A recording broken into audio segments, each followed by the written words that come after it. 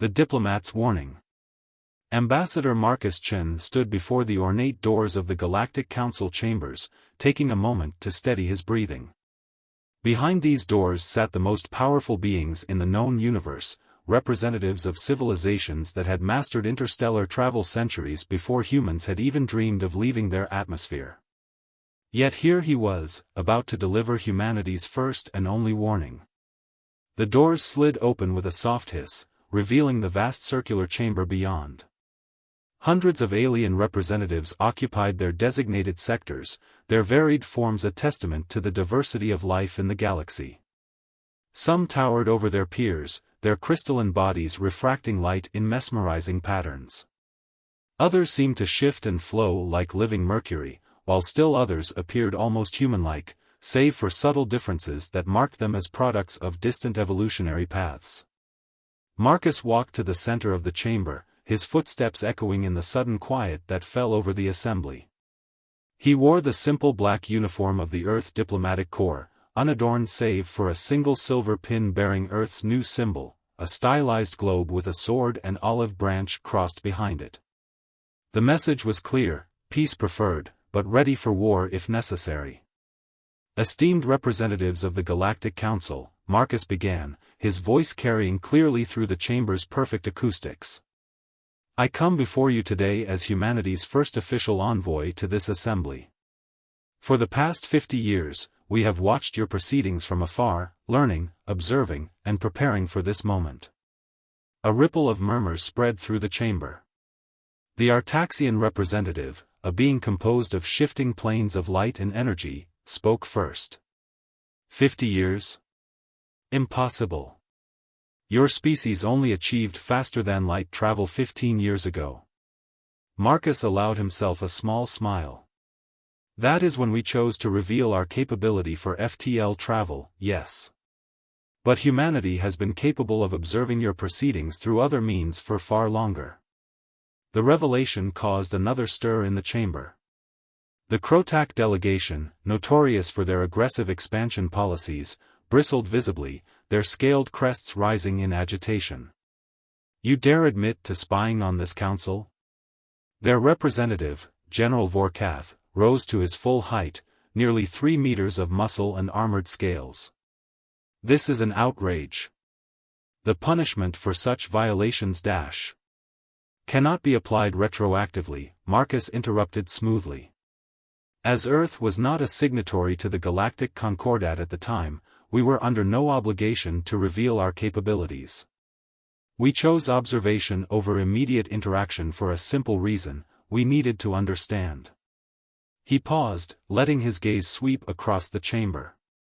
We needed to understand the true nature of galactic politics. The alliances formed and broken, the wars fought over resources that could have been shared, the smaller species crushed between larger powers like grain between millstones. We watched, we learned, and we prepared. The Synthetics Collective, represented by a hovering cluster of interconnected geometric shapes, pulsed with curious patterns of light. Prepared for what, human ambassador? For this moment, Marcus replied. For the day when humanity would need to make its position clear. Your current war, this conflict that has already consumed 12 star systems and threatens to engulf dozens more, is approaching Earth-controlled space. We have received reports of your scout ships testing our borders, of resource surveys being conducted in systems we have claimed. He straightened, his voice taking on an edge of steel. This stops now. Earth and its colonial systems are not prizes to be won in your war. We are not a resource to be exploited, nor a territory to be conquered. We are declaring our neutrality in this conflict, but make no mistake, we will defend what is ours. Laughter erupted from the Crotac section, soon joined by several other delegations. General Vorkath's voice boomed over the others. Defend? With what? Your handful of colonies? Your primitive ships? We have seen your military capabilities, human. They are unimpressive. Marcus waited for the laughter to die down before speaking again. What you have seen, General, is what we have chosen to show. Humanity has learned much from observing your wars, your tactics, your technologies. We have developed our own solutions, our own approaches to warfare. They may seem primitive to you, but I assure you, they are effective. He reached into his pocket and withdrew a small holographic projector, activating it with a touch. Above his palm, a three-dimensional image appeared, a star system with multiple planetary bodies, military installations, and defense networks. The assembled representatives leaned forward, recognizing it as the Crotac home system. "This is a real-time feed," Marcus continued, his voice deadly quiet. "We have similar feeds for every major system in the galaxy. We see everything. We know the movements of your fleets, the locations of your hidden bases, the weaknesses in your defenses. We know about the secret weaponry you're developing in the Arcturus sector, General Vorkath, in violation of 3 different treaties.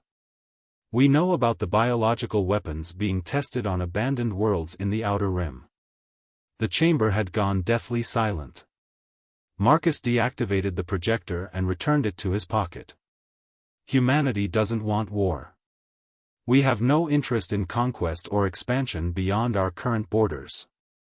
But if forced to fight, we will do so with complete commitment and full knowledge of our opponent's capabilities." He turned slowly, meeting the eyes of each major delegation. "Consider this a friendly warning. Keep your war away from Earth space. Respect our neutrality. Because if you don't, if you force humanity to join this conflict, we will do so in a way that none of you are prepared for." The Artaxian representatives' light patterns shifted rapidly, their equivalent of agitation. "Are you threatening this council, Ambassador?" "Not at all," Marcus replied calmly. "I'm simply stating facts. Humanity has chosen peace and neutrality for 50 years. We've watched your wars from afar, learning from your successes and your failures. We've developed our own ways of fighting, our own technologies, our own strategies. We hope never to use them. But if provoked, if pushed into a corner..."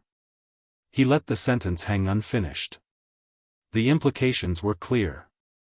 Humanity wasn't just announcing its presence, it was declaring its readiness to defend itself by any means necessary. The rest of the session passed in a blur of diplomatic formalities and thinly veiled threats from various delegations. Marcus maintained his composure throughout, neither rising to provocations nor backing down from his initial statement. When he finally left the chamber hours later, he knew his message had been received, even if not all believed it. As he walked back to his ship, his communicator chirped softly. A message from Earth Command appeared on his secure display: Phase 1 complete. Initiate Phase 2. Marcus allowed himself a grim smile. The real work was about to begin. Shadows of War. Admiral Sarah Chen watched the holographic display with growing concern as another red dot appeared at the edge of human space. That made 17 unauthorized probe ships detected in the past week alone. The Crotac were testing their borders, just as her brother Marcus had warned they would after his appearance at the Galactic Council.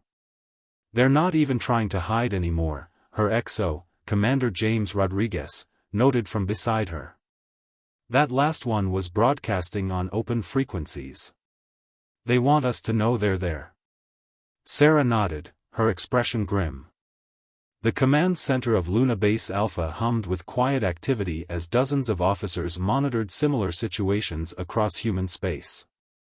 The massive underground facility, carved into the moon's bedrock centuries ago, served as humanity's primary military command center, though few outside Earth knew of its true extent. "Of course they want us to know," she replied. "They're trying to provoke a response. To see what we're capable of." She touched a control panel, expanding the display to show the bigger picture. "What they don't realize is that we're letting them see exactly what we want them to see." The hologram shifted, revealing layers of information invisible to the alien probes. For every red dot representing a known intruder, there were dozens of green dots marking the positions of Earth's true defensive grid. Quantum sensors, automated response platforms, and things that didn't even have names in any human language, the products of 50 years of careful preparation. "Status report from Project Prometheus?" she asked. Rodriguez pulled up another display. "All systems nominal. Dr. Wong reports that the final calibrations are complete. We could activate the network at any time." Sarah allowed herself a small smile.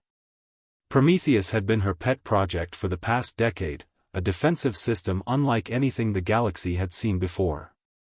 The alien races, with their reliance on brute force and overwhelming firepower, wouldn't understand its elegance until it was too late. A priority alert flashed across her screen. "Movement in the Arcturus sector," an analyst called out. "The Crotac 7th Fleet is mobilizing. Current trajectory suggests they're headed toward the Perseus trading lanes." "Right through our territory," Sarah muttered. She opened a secure channel to her brother. "Marcus, are you seeing this?" The holographic image of Ambassador Marcus Chen appeared beside her. He looked tired but alert. "I see it. The diplomatic channels are buzzing. The Crotac are claiming they're conducting routine exercises, but our sources in their military command suggest otherwise." "General Vorkath?" Marcus nodded. "He's convinced that our warning was a bluff. He's planning to force our hand, to make us either back down or reveal our true capabilities." "And the Council?" "Divided, as usual. The Artaxians are calling for restraint, but they won't intervene directly. The Synthetics Collective is officially neutral, though their data networks have been probing our systems more aggressively lately." Sarah studied the tactical display again. The Crotac fleet was impressive by any standard, over 200 capital ships, supported by swarms of smaller vessels. Their energy signatures suggested they were fully armed for war, not training exercises. "They're not just testing us anymore," she said. "This is a direct challenge. If we let them pass through our space unopposed, we'll look weak. If we try to stop them." "War," Marcus finished. "Exactly what they want. They think they understand our capabilities, our limitations. They're counting on us either backing down or fighting conventionally. Either way, they win." Sarah's fingers danced across the control panel, bringing up classified files that only a handful of humans had ever seen. "Then perhaps it's time we showed them why that's a mistake. Authorization to proceed with Phase 2? Marcus was quiet for a long moment. When he spoke, his voice was heavy with the weight of what they were about to do. "Earth Command has given the green light. But Sarah, be careful. We want to demonstrate our strength, not start a galaxy-wide war." "Understood." Sarah turned to Rodriguez. "Initiate Protocol Omega. And get me a secure line to Dr. Wong. It's time to wake up Prometheus." The next 48 hours were a blur of activity as Earth's true defensive capabilities slowly came online. Hidden facilities throughout human space activated, quantum networks synchronized, and systems that had lain dormant for decades prepared for their first real test. The Crotac fleet continued its advance, their confidence evident in their formation. Their sensors would be detecting Earth's conventional defenses, the orbital platforms, the patrol ships, the missile batteries. What they couldn't see was everything else. Sarah stood in the command center, watching the final preparations with a mixture of anticipation and dread. Everything they had planned for, everything they had built in secret, was about to be put to the test. The fate of humanity might well depend on what happened in the next few hours. "Incoming transmission from the Crotac flagship," an officer announced. "General Vorkath is requesting direct communication." Sarah nodded. "Put him through." The holographic image of the Crotac general materialized before her, his scaled features set in an expression of smug confidence. "Admiral Chen. I trust you're aware of our fleet's approach?" "We are, General. And I trust you're aware that you're about to enter restricted space?" Vorkath made a dismissive gesture. "The Perseus lanes are neutral territory, regardless of your claims. We are conducting legitimate military exercises. Save the diplomatic speak for my brother, General, Sarah interrupted. We both know what this is. You're trying to force our hand, to make us either submit or fight. I'm here to tell you that you're making a terrible mistake. The general's crest rose in amusement. Am I? Your entire defensive fleet consists of fewer than 50 capital ships. Your technology is generations behind ours. Your weapons are primitive, your shields basic. What possible mistake could I be making?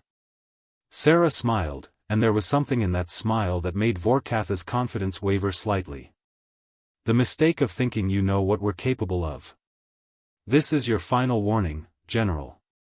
Turn your fleet around, or we will be forced to demonstrate exactly why humanity has chosen to remain neutral all these years. Vorkatha's laughter boomed through the command center. Threats? From you? Your species is young, Admiral. You don't understand the realities of galactic warfare. Perhaps it's time someone taught you. The transmission cut off. Sarah turned to Rodriguez. Status of Prometheus? Ready on your command, Admiral. She took a deep breath, weighing the consequences of what they were about to do. Once this line was crossed, there would be no going back. Humanity's true capabilities would be revealed, and the galaxy would never look at them the same way again. Send final warning to all Earth colonies and outposts, she ordered. Then activate Prometheus. Let's show them what happens when you corner a species that spent 50 years preparing for this exact moment. As her orders were carried out, Sarah thought about the irony of the situation. The galaxy's older races had always seen humanity as primitive, underestimating them because of their youth. They never stopped to consider that being young might be an advantage, that a species that grew up watching others fight might learn to fight differently.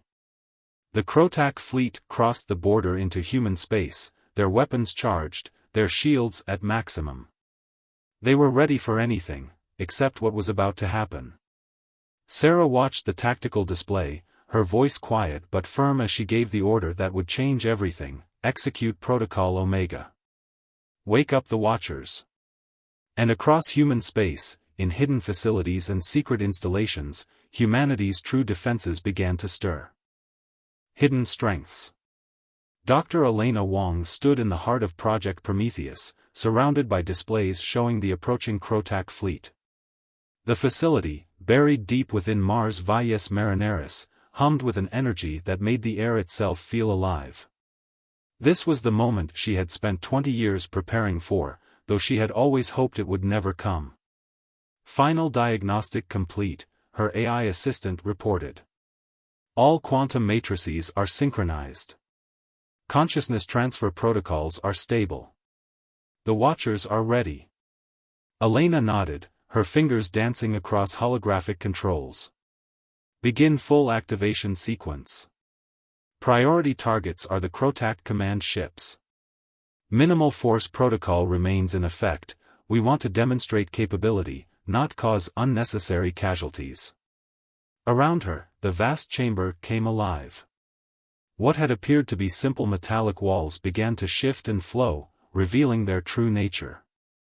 The entire facility was a single massive quantum computer, built using technology that combined human innovation with principles observed from a dozen alien races. But Prometheus wasn't just a computer. It was something entirely new, a defense system that operated outside the conventional rules of space and time. Admiral Chen, Elena spoke into her comm, Prometheus is ready. You should be receiving quantum link confirmation now. In Lunar Command, Sarah Chen watched as new data streams appeared on her displays.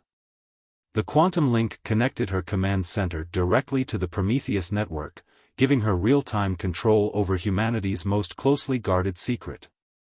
Link confirmed, Sarah replied. Beginning Phase 1 deployment. Stand by.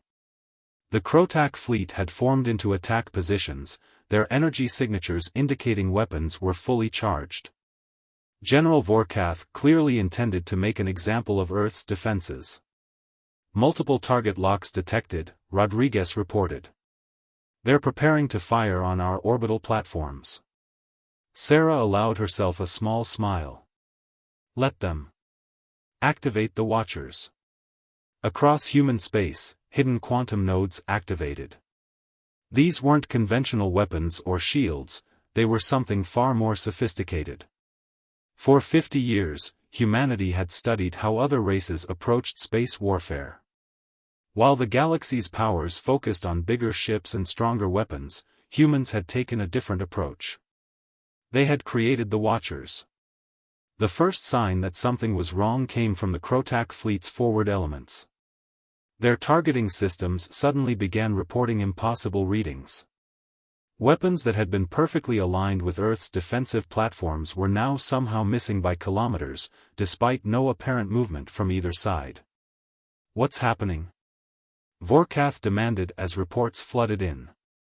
Why can't we get a lock?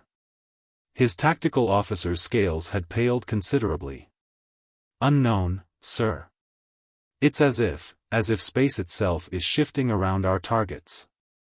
That was exactly what was happening.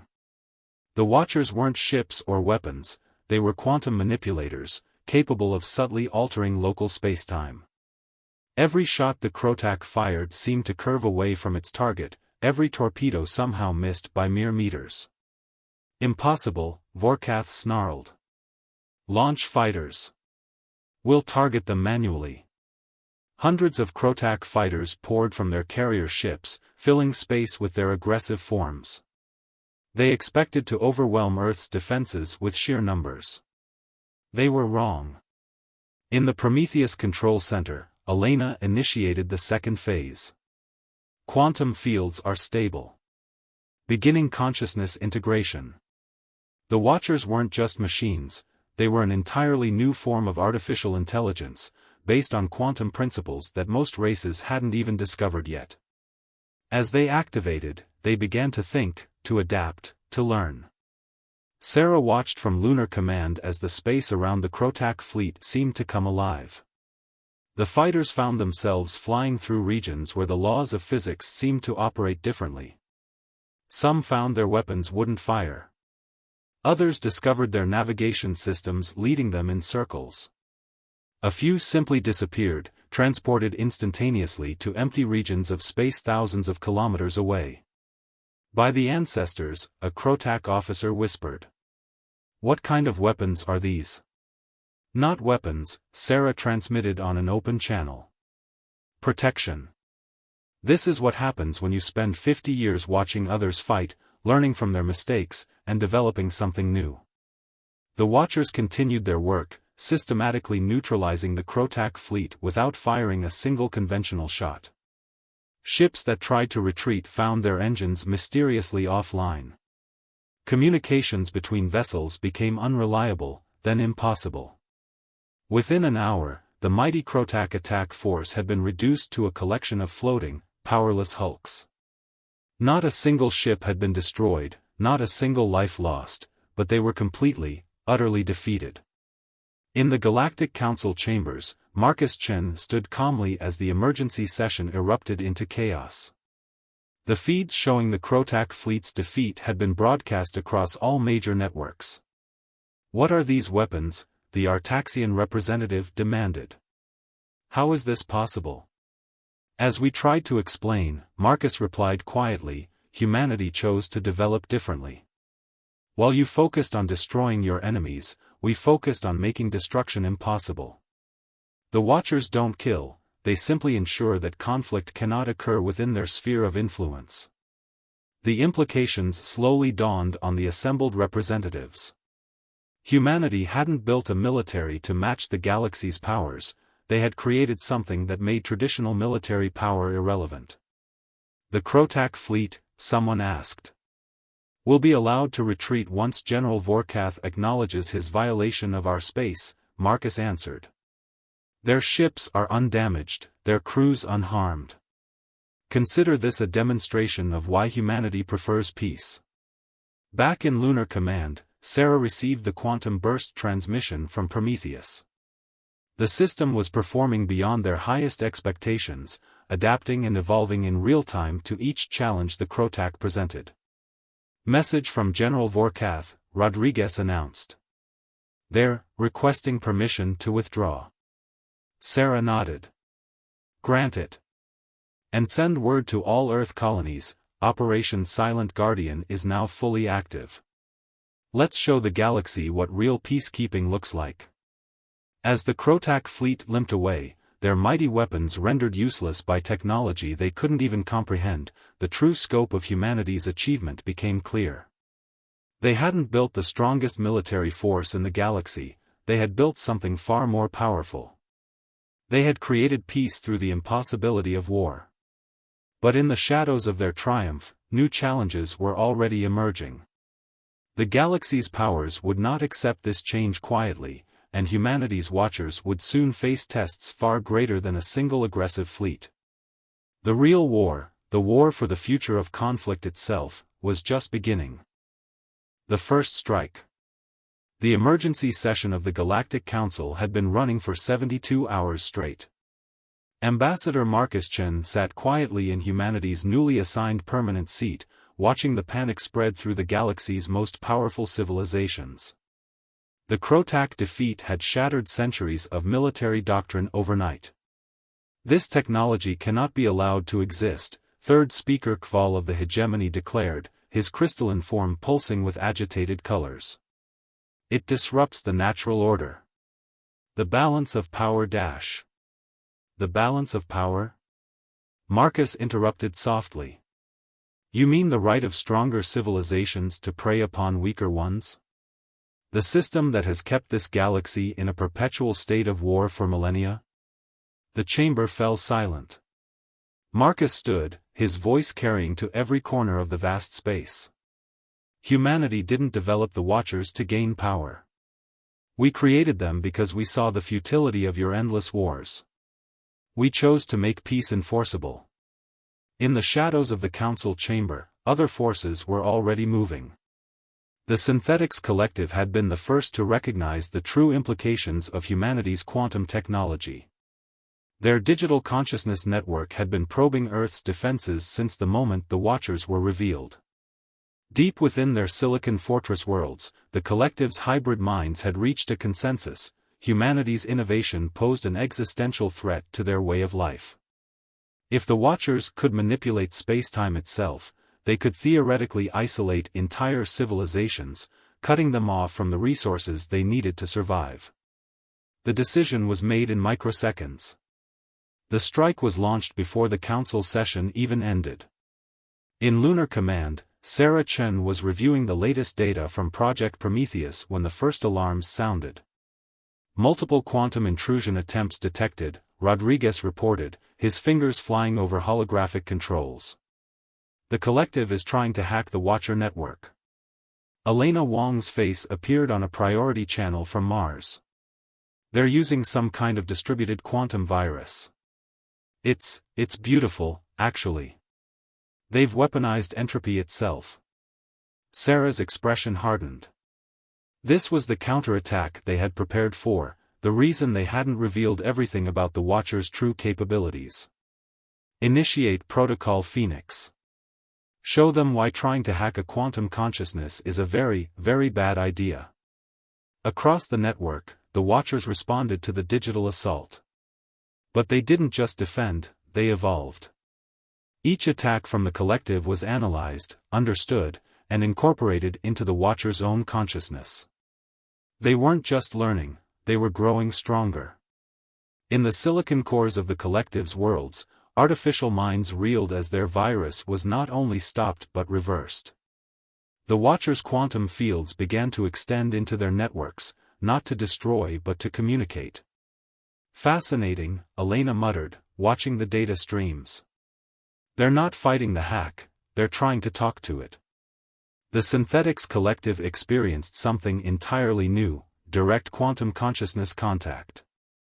The Watchers weren't simple defense platforms, they were a bridge between traditional intelligence and quantum reality itself. But not everyone was interested in communication.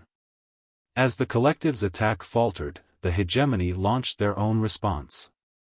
Massive warships, hidden in fold space for centuries, emerged near Earth's outer colonies.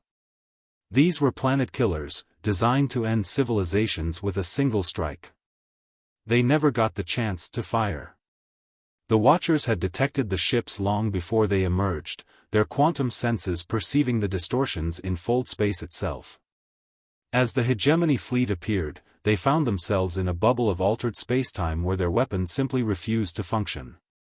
Another attack failing, Rodriguez reported, but his voice was tense.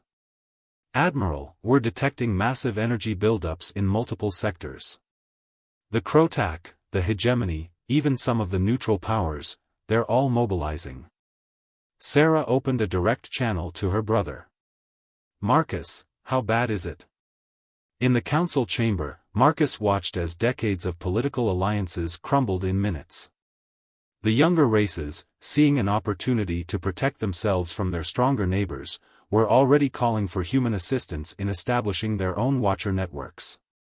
"It's exactly what we expected," he replied. "They're going to throw everything they have at us, hoping to overwhelm the system before more worlds adopt our technology. The balance of power isn't just shifting, it's shattering." The next few hours proved him right.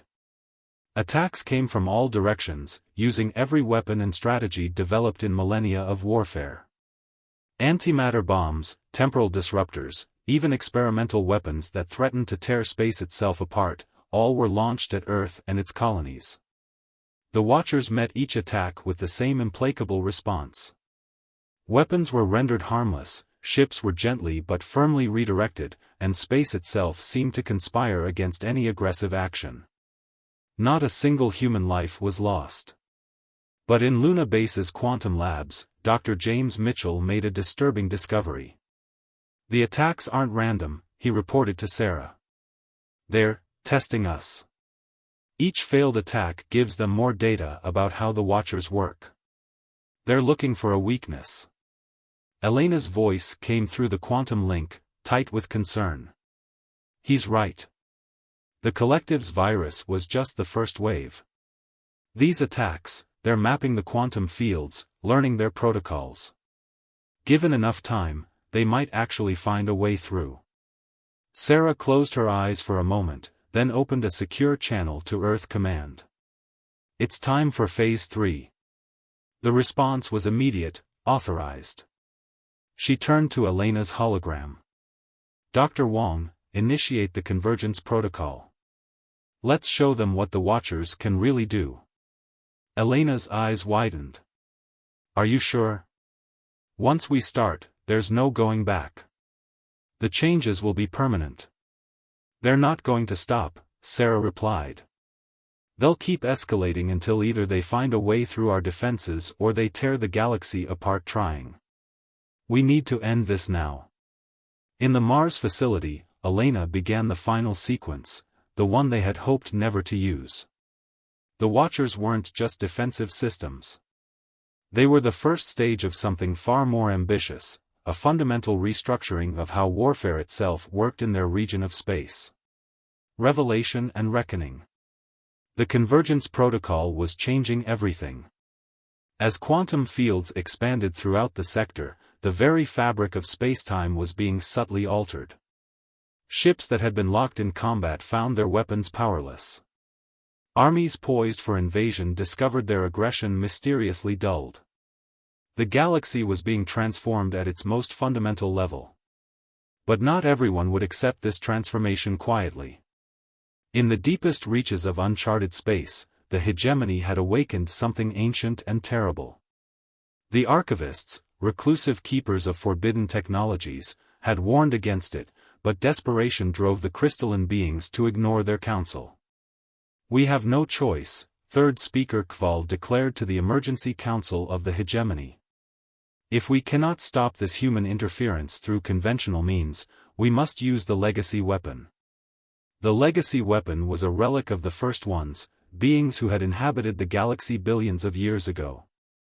It was said to be capable of rewriting the fundamental constants of the universe itself within its area of effect. If anything could counter the Watcher's quantum manipulation, this would be it.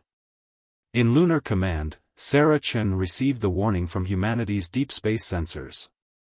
Massive energy spike detected in the Carina sector, Rodriguez reported, his face pale. It's like nothing we've ever seen. The readings are off the scale. Elena Wong's hologram flickered with interference as she appeared. They've activated something that's interfering with the quantum fields. The Watchers, they're having trouble compensating. For the first time since the crisis began, Sarah felt a flicker of genuine concern. The Watchers were humanity's masterpiece, the culmination of 50 years of preparation and innovation. But they had been designed to work within the normal laws of physics, even if they could bend them. Whatever the hegemony had awakened operated on principles far older and more fundamental. Direct quantum link from Mars base, Rodriguez announced. Dr. Mitchell needs to speak with you immediately. James Mitchell's image appeared, his expression urgent. Admiral, I've analyzed the energy signature. They're using First One technology, something that can rewrite local spacetime constants. If they succeed, they won't just disable the Watchers. They'll create a bubble of space where our technology, our physics, simply won't work. In the Galactic Council chamber, Marcus Chen watched as the hegemony's representatives withdrew en masse. The chamber erupted into chaos as the readings from the legacy weapon reached them. This is madness, the Artaxian representative declared. The First One's technology was sealed away for a reason. Its use could destabilize the entire sector. Marcus opened a secure channel to his sister. Sarah, whatever you're planning, do it fast. The situation is spiraling out control. But Sarah Chen was already ahead of him. She had known this moment might come, they all had. It was why the Watchers weren't their only project. Dr. Wong, she commanded, initiate final protocol. Authorization Chen Alpha 0. In her Mars facility, Elena's fingers flew across quantum-entangled controls. Final protocol requires conscious authorization from all 3 project leads, she reminded them. The changes will be irreversible. Confirmed, came James Mitchell's voice. Authorization Mitchell Beta 0. Understood, Elena nodded.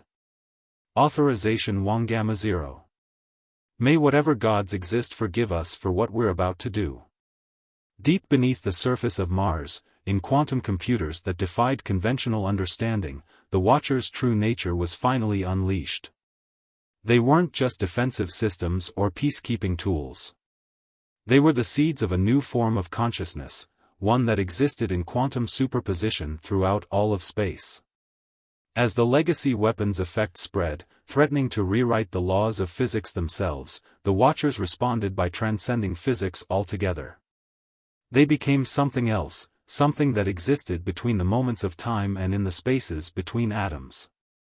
The hegemony's weapon created its bubble of altered spacetime, but inside it, the Watchers were already there, woven into the very fabric of reality. They didn't fight the changes, they embraced them, adapted to them, and made them their own. In Lunar Command, Sarah watched as new data streams appeared, information from a level of reality they had only theorized about until now. Status report? The legacy weapon's effect is being absorbed, Rodriguez reported in awe. The Watchers aren't just neutralizing it, they're using its energy to accelerate the convergence protocol. Across the galaxy, the transformation accelerated. The quantum fields weren't just preventing conflict, they were creating bridges between minds, between species, between different forms of consciousness itself.